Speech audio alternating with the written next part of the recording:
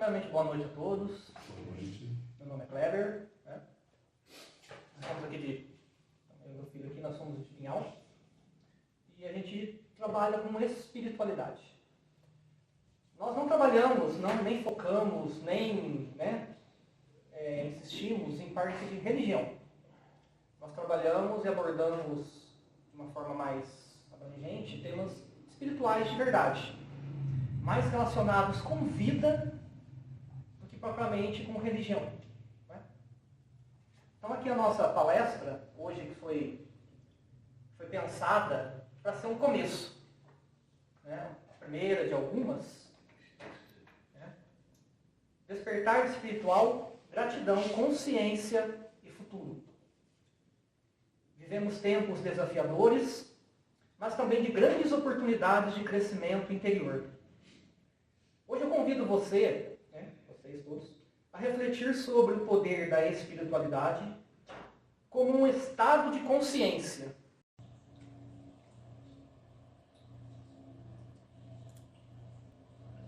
Transformar nossa vibração e fortalecer a esperança. Vamos falar sobre como cultivar a positividade, como lidar com as sombras internas, como a gratidão pode ser uma verdadeira chave de cura. Um chamado para quem deseja viver com mais sentido, propósito do paz interior. Vamos fazer uma reflexão, para a gente começar a pensar. Você sente que o mundo está cada vez mais acelerado? Mas ao mesmo tempo, algo dentro de você pede silêncio, propósito. Vamos falar sobre como a espiritualidade, longe de ser algo místico ou distante, pode nos ajudar a lidar com crises, emoções densas e a enxergar o futuro com mais clareza e luz. Vamos explorar juntos o poder da frequência vibracional, da gratidão e da força interior, que muitas vezes esquecemos de despertar constante entre o bem e o mal dentro de nós e como escolher conscientemente o caminho da luz. Por fim, olharemos para o futuro com esperança. Afinal, que mundo estamos ajudando a construir com nossas escolhas diárias? Este é um convite ao despertar, para que cada um descubra que é possível viver com mais leveza, significado e conexão, mesmo em tempos de incerteza. Nós vamos abordar, então, eu fiz um mapeamento aqui, mas para ficar mais claro, vou fazer um comparativo aqui para vocês, para ficar bem fácil de entender, né? Religião. Vamos falar sobre religião. Embora não seja o objetivo da palestra falar sobre religião, mas eu vou falar para que possamos ter um parâmetro de comparação. A palavra religião, ela vem do latim religare, que significa religar, ou seja, ligar novamente. Né? No caso, o re, né? de novamente, e o ligare, de ligar, de conexão. Né? A ideia é que a religião religa o ser humano ao sagrado, a Deus ou ao divino. E aqui tanto faz o termo religião, ou seita, ou doutrina, tá? Os três vai mais ou menos no mesmo sentido. Um pouco diferente na etimologia, mas o resto vai ser mais ou menos a mesma coisa. Um filósofo chamado Cícero também sugeriu que religio, ou seja, um substantivo de religare, significa voltar a ler, no sentido de rever e observar cuidadosamente ritos e tradições. Ou seja, a religião ela é baseada, né, em ritos, cultos e tradições. Também dentro dessa parte. O termo religião não tem origem direta, né, porque toda a maioria das palavras em português vem mais ou menos do grego. Né? No caso de religião, exatamente não. Pois é um conceito estruturado na cultura latina e romana. Um pouco mais anterior, então. Né? No entanto, em grego antigo, temos o termo teskeia, que são usados na Bíblia grega para significar culto, adoração, observância religiosa. Então está tudo dentro desse conceito aqui de religião, no pacote ali. Né? Se a gente for pegar no dicionário nosso, português, a religião significa sistema específico de crenças, práticas e rituais que expressam a relação do ser humano com o sagrado, especialmente com Deus ou deuses, né? Dependendo ali da onde ela transita, né? De quem está aplicando a palavra. Nos dicionários mais antigos, religião também significava crença ou doutrina, mas com base em um sentimento de dependência ou submissão a uma força superior. E é aqui que mora o problema. Geralmente acompanhada de culto, dogmas e normas morais, mas no caso, impostas. No dicionário de Oxford, que é um pouco mais abrangente, que vem do americano, religião significa sistema organizado de fé e adoração a uma divindade ou poder superior, frequentemente envolvendo doutrinas e rituais. Então, basicamente, dentro da etimologia da palavra, tanto faz em português, em americano, em grego, flutua mais ou menos dentro da mesma magnitude ali da palavra.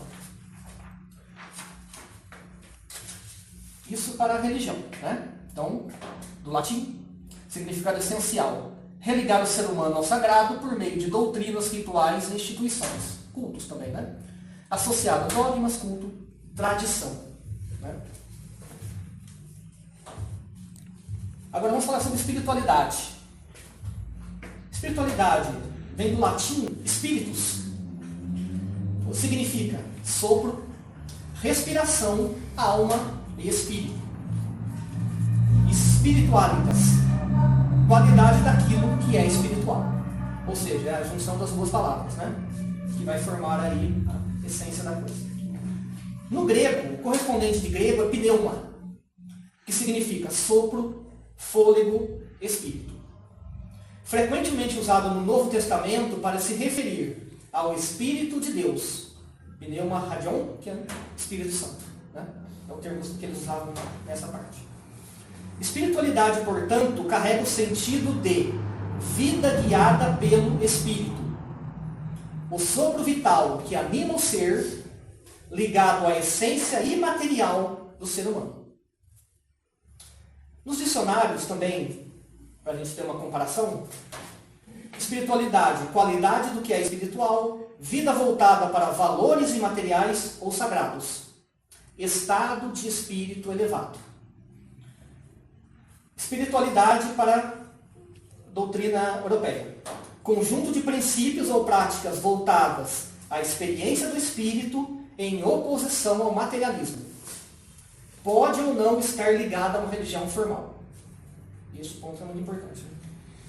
E o dicionário Oxford, americano, espiritualidade significa prática ou estado que envolve a busca de significado profundo, conexão com o transcendente ou com o sem envolvimento religioso formal. Então, também trafega na mesma parte. Então, no caso de espiritualidade, do latim spiritus, do grego pneuma, vai tratar mais da busca pessoal de conexão com o transcendente, guiado pelo espírito interior. É totalmente o oposto da religião. Né? E aqui a espiritualidade ela trabalha com o quê? Ela trabalha com a intuição, com a experiência pessoal e com a essência. Né? A essência, no caso do próprio ser humano, que é nativo dele. Né? Não dependendo de ser moldado por outros. A espiritualidade contemporânea centra-se nos valores e significados mais profundos pelos quais as pessoas vivem. Inclui frequentemente a ideia de uma realidade superior ou supostamente imaterial, ou seja, algo acima que nós não conhecemos. Né? Trata-se de uma viagem interior que permite descobrir a essência da própria existência. Alguns autores, filósofos no caso, porém defendem a existência de uma espiritualidade, inclusive em meio ao ateísmo. Então aqui nós temos um ponto importante, que mesmo um ateu que não é ligado à religião e nem que acredita em alguma coisa, tem espiritualidade.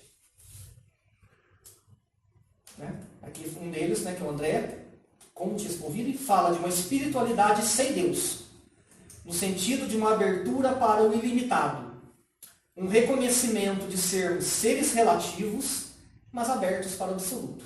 E eu vou explicar um pouco melhor esse ponto depois.